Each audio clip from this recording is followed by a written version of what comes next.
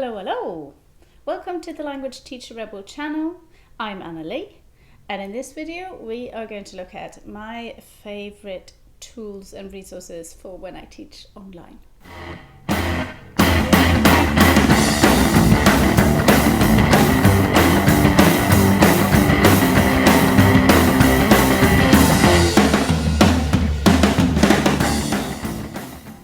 If you're just starting out teaching online, it might be difficult. You might be wondering, what tools should I use? What can I use? There's so many things that you can choose from. It can be a little bit overwhelming. So therefore, I wanted to share with you my 5 top tools and resources that I use when I teach a language online. And these are tools that make my life so much easier. I should just say that I teach mainly adults, sometimes children, but mainly adults, and I mainly teach one-to-one live online. So that's my situation. These tools will be really useful if you're thinking of doing the same.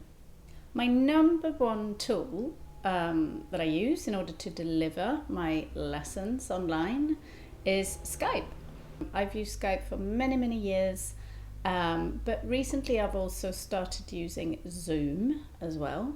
So whether you use Skype or Zoom or any other kind of program, mainly what you need is something that you can connect with your students and you can see each other through video as well, maybe chat to each other, and you can send links and so on.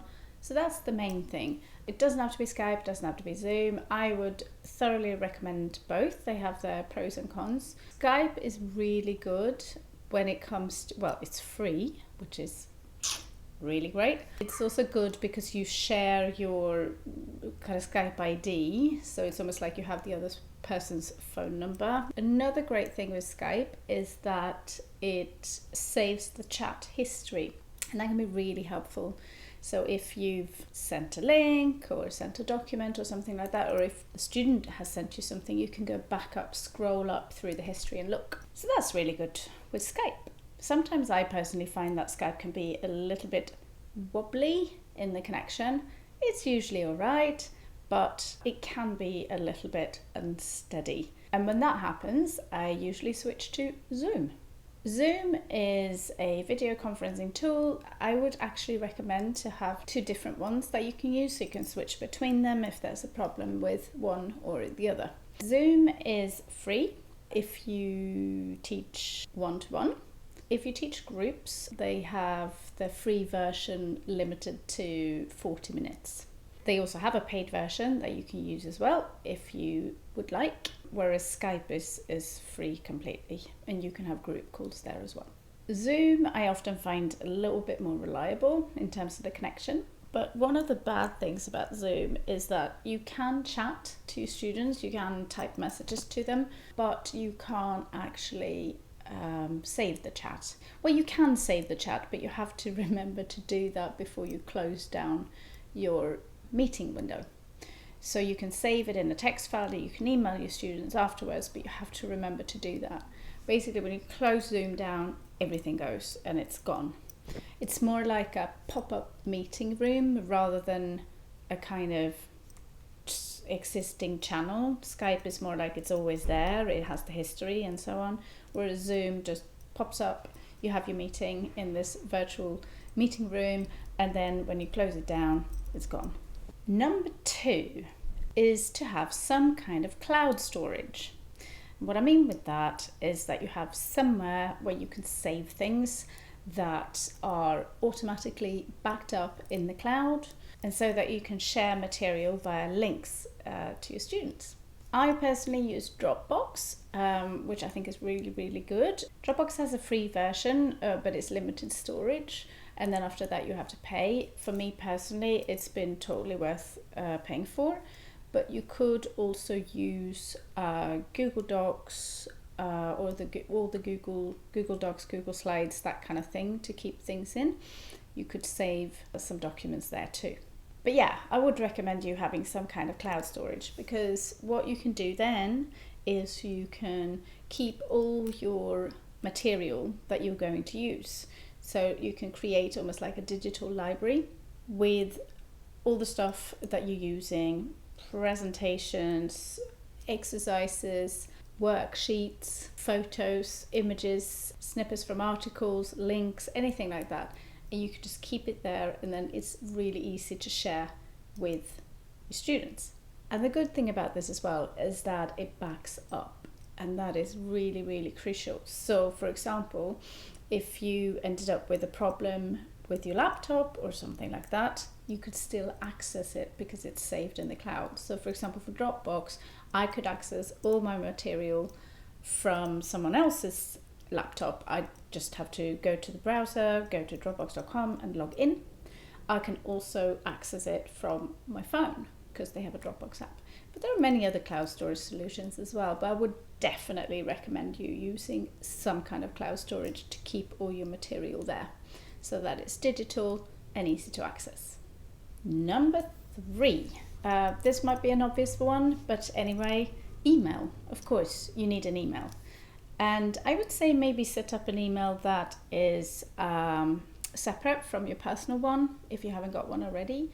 You could just set one up for free on Gmail, and it could be something like your name or your language business name that you're thinking of, or something like that, or just your name and Italian teacher, English teacher, or anything like that. Gmail is free, so it's really, really simple to use.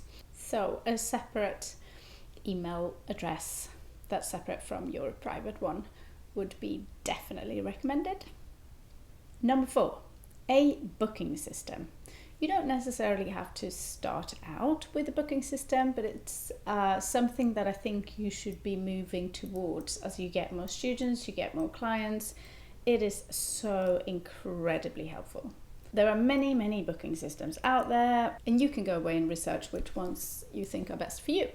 I personally use a booking system called Acuity Scheduling at the moment. I have used some other ones in the past, but I'm currently with Acuity and I think they are fabulous. They're really, really great. I'm using one of their paid plans, but it is so, so worth it for me. It costs me less than an hour's work, like the price of one lesson per month. So it's totally, totally worth it for me. The reason why I like Acuity is because it's really, really easy to use. You can do loads of different things. You can create, on the paid plans, you can create packages, which I sell a lot of. So sort of 10 for whatever. And you can create coupons and discount offers and all sorts of things. They also allow for you to kind of block off times in between your sessions. So for example, you could set up that you want 10 minutes or 15 minutes in between each lesson, so which means that the booking system will show like 10 o'clock to 10:45, and then no one else can book in, so you can decide how long you want your lessons to be, and you can also have a little toilet break in between. They also have another cool feature, which is an intake form, which is basically you can create a survey and you can ask somebody to fill in that survey when they book. So this could be really, really useful if you have new students and you just want to find out a few things about them, maybe what their background is and how long they've been learning, what their level is, or what their Skype ID is, or something like that. This is really helpful, and it comes in just automatically. You just set up the template. Their system also sends out automatic reminders, so email reminders, and you can program what you want these reminders to say, but they can send out reminders automatically from the system 48 hours before and 24 hours before, which is super, super great.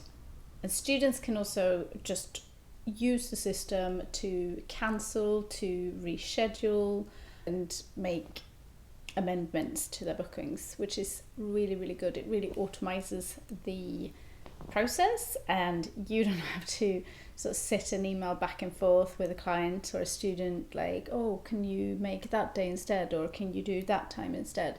They just do it all themselves, and you just get a confirmation email when they changed anything.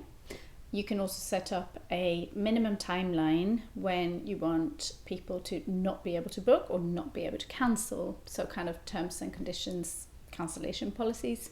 you set all that up automatically. So that's really handy too. And finally, they have a really, really great support team.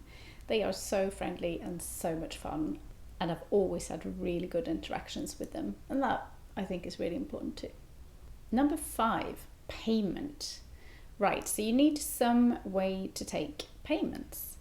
And there are many different ways of doing this. I mean, the most old-fashioned way that you can do this is to just ask your client to send you money through bank transfer. The problem with that is if you have clients in different countries, it can take time, it can be costly. And the second problem with that is you have to always keep track of when the money hits your account. I've always run my business so that people pay when they book. I want payment up front. I don't want people to pay me afterwards, because I feel that that leaves me a bit vulnerable in terms of my cash flow. So I want people to pay when they book. This is tricky if you're just asking people to transfer money to your bank account, because, well, it's not tricky, but you have to constantly keep checking your bank account and see if the money has hit your account before you have your lesson, and that can be quite admin heavy. The great thing about having a payment system that you then link up to your booking system is that people pay when they book, and that's done. I use PayPal. I actually use PayPal Business because the business portal will also accept credit cards. PayPal is actually really good. I think it is a good system. It's not so costly. They do take a bit of fees for transfers, and it depends on where in the world people send money from. And then PayPal Business takes another cut if people use credit card, of course. But all payment portals will do that anyway. So, but there are other big ones like Stripe is another very common and popular one.